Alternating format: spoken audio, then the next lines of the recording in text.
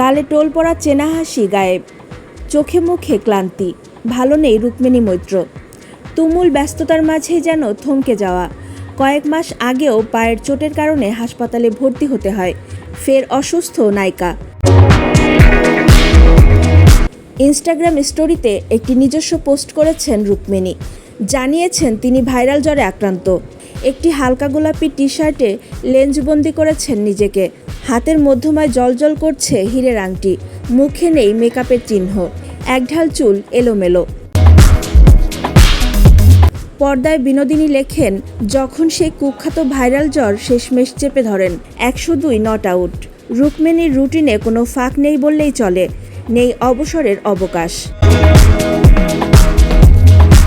গুঞ্জন আপাতত মুম্বাই তার স্থায়ী ঠিকানা। অভিনয়ের জন্য নানা ওয়ার্কশপ করেছেন, পাশাপাশি চলছে মডেলিংয়ের কাজ। দিন কয়েক আগেই নামি এক গহনার ব্র্যান্ডের অ্যাম্বাসেডর হয়ে কলকাতায় পা রেখেছিলেন অভিনেত্রী। তারপরেই ফের মায়ানগরীর পথে রওনা। ধূমকেতু মুক্তির সময় থেকেই নতুন করে আলোচনায় উঠে আসেন রুক্মিণী। ছবির অংশ তিনি নন। দেব এবং শুভশ্রী গাঙ্গুলির রসায়নের চর্চার মাঝেই নায়কের বিশেষ বন্ধুর মন নিয়ে শুরু হয় কাটাছেঁড়া।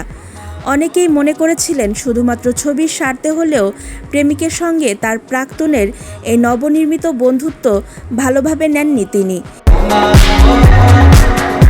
সেই গুঞ্জনে জল ঢেলে তিনি বলেন, 2025 সালে দাঁড়িয়ে যদি এই বিষয় নিয়ে আলোচনা হয় তাহলে আর কিছুই বলার নেই।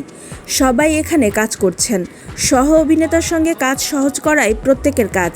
আমি জানি ওরা প্রত্যেকেই খুব প্রফেশনাল। তাও এই সময় দাঁড়িয়ে এই ধরনের কথা হচ্ছে মানে আসলে আমরা পিছিয়ে গেছি।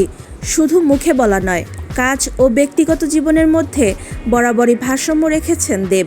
এবার রুক্মিণীও সেই কথাই বললেন।